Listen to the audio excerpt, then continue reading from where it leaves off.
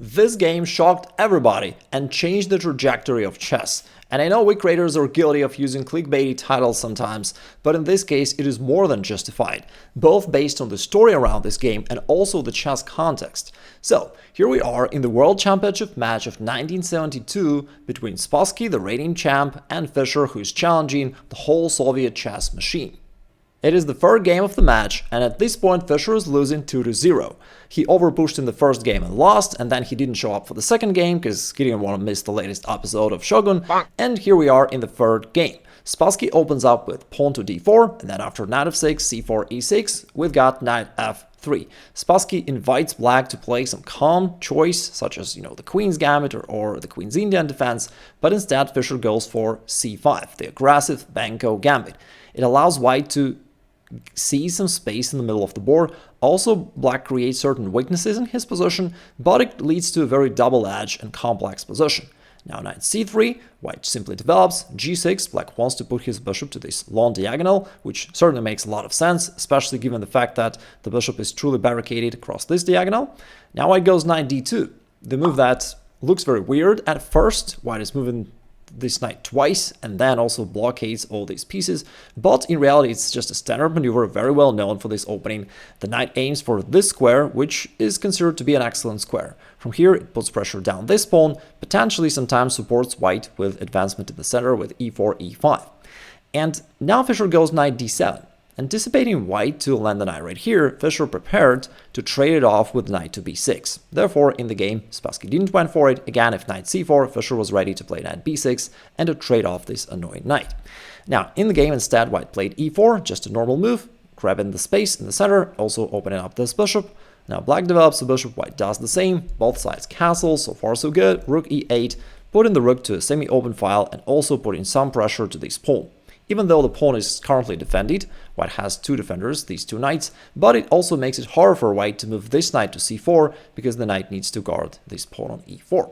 Therefore, Spassky goes queen c2, overprotecting this pawn on e4 and therefore making it possible for him to play knight c4 on the next turn. And here is the moment of truth. So far, it was a standard chess opening that was played many times before, and typically in such positions, black is expected to try to complete their queenside development, maybe expand on the queenside like that, etc. However, Fischer made a move knight to h5, which made a lot of people choke on their coffee. And people started to check whether it was broadcasted correctly, because maybe it was pawn to h5 instead of knight to h5, right? Because the obvious issue with knight going to h5 is that white can capture it, which white did, and then it totally disrupts the pawn chain around the king, creating all these weaknesses, weakening the king, ignoring development, and it's unclear what black gains in exchange for all that. And I gave it 2 exclamation marks rather for psychological reasons, because nowadays we have computers and you can easily check whether the move that you're thinking about is good or bad or totally losing. But back in the day when you play a move that no one plays, that everyone thinks is silly, you have to have a lot of belief in yourself and your understanding of chess. So here after the bishop takes and pawn recaptures, anyways, let's think about the position, let's try to understand Fischer's idea. Now, here's the thing, nowadays this idea becomes quite standard. And the thing is, we know that piece activity of your pieces, as well as chances for attack, are dominant factors in chess, and they're more important than certain other positional factors. But again, back in the day, people didn't play like that. So if you look at modern players such as Firouzja or Prague or other talented youngsters, they could play a move such as knight to h5. But again, 50 years back, that certainly was not common at all. Anyways, the game continues. White goes knight c4, the move he wanted to play for so long, attacking this pawn, but now black has a nice counter, knight e5, challenging this knight and also offering the trade. Now, if white were to trade, that would be pretty good for black because that would allow black to have the bishop to this open diagonal, and then black can maybe push the pawn or bring the queen out and try to put together some attack on the king side. Therefore, instead in the game, white retreated the knight back to e3. It is still not very clear what black achieved with all these weaknesses and what they're going to do next. So Fischer plays queen to h4. Another interesting provocative move, I'd say in the style of Mikhail Tal. He called it a throw-in, where if you want to confuse your opponent, you take your queen and throw it at your opponent. That tends to really confuse them. Now, seriously, it's a move such as like this, where you throw your queen or other piece into your opponent's territory, and even though it does not create any threats at the moment, but potentially can create certain tactical opportunities down the line, and more importantly, it also irritates your opponent. It sort of provokes him to try to do something against this, which can weaken the position. For example, in this case, if I were to try to play g3 and kick this queen out, hoping for the queen to come back, then it would be a big blunder because of knight f3, and black basically wins the game. So something like this is, of course, not what typically happens in World Championship matches, and white played bishop d2, a very solid move, just completing development. Here black played knight g4, threatening checkmate on h2. Of course, white can solve this problem very easily by trading on g4, but now, somehow, this pawn went from g6 to g5 instead of the straight line to use the zigzag technique. Quite unusual for a pawn, but anyways, black got it there, and black managed to undouble the pawn. Now maybe some bishop e5 is coming, with some checkmating threat, so white played bishop f4 himself to get control over this diagonal, and also to pressure the pawn on d6. But now Fischer is okay with stopping his kingside attack. He got a lot of progress there, so now he sliced the queen back, defending this pawn, attacking the bishop, and also in general to put in some pressure down this diagonal.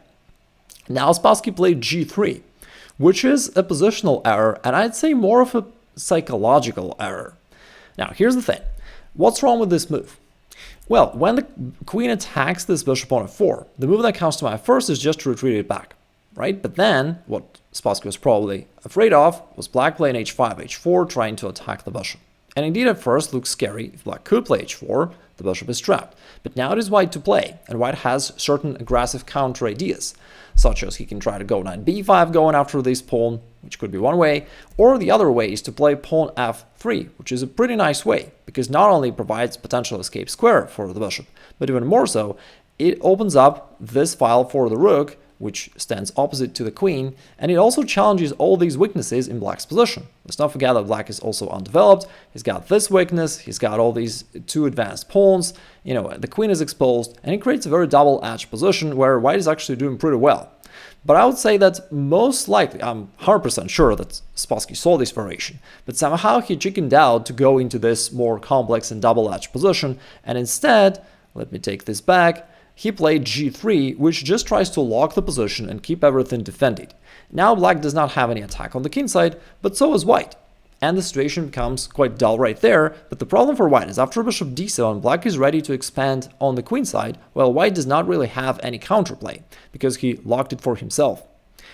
And then after bishop d7, white goes a4, trying to stop this move. Black goes b6.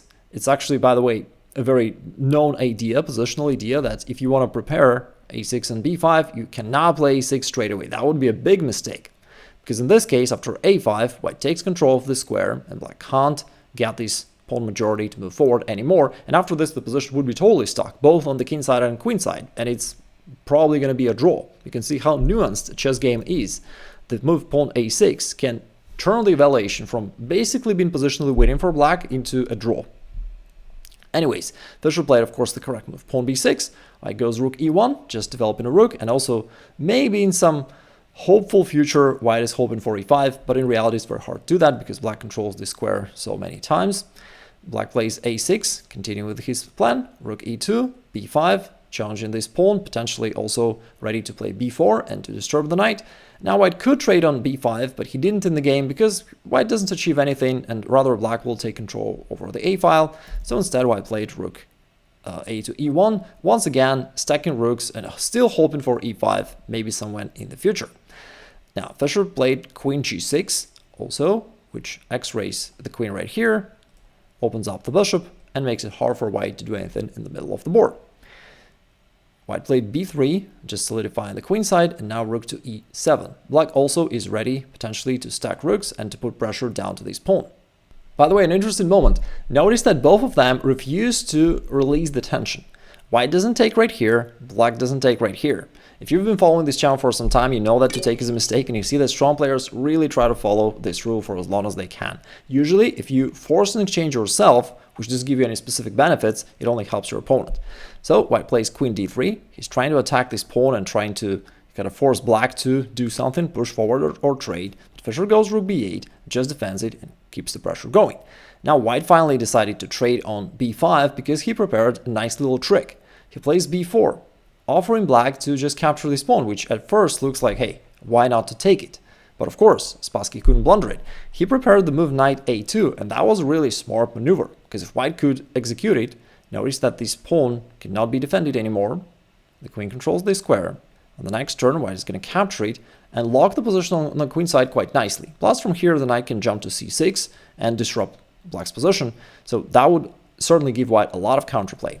Therefore, in the game, instead, Fischer played the correct move pawn to c4. And even though temporarily white managed to close the position on the queen side, but black gained this very strong passer, and white has to watch over it all the time. Plus, this knight on c3 is a little bit loose right now. It is not defended by a pawn anymore. Therefore, white still has to keep guarding it all the time. And the knight cannot move away because the pawn will start moving forward. Now Fischer doubled rooks across the e-file, so that he's putting even more pressure down to this pawn on e4.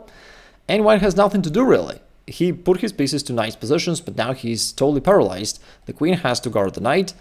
The knight on rooks has to guard this pawn. The knight also cannot move away because of the c-pawn, so white got totally stuck and he's just waiting.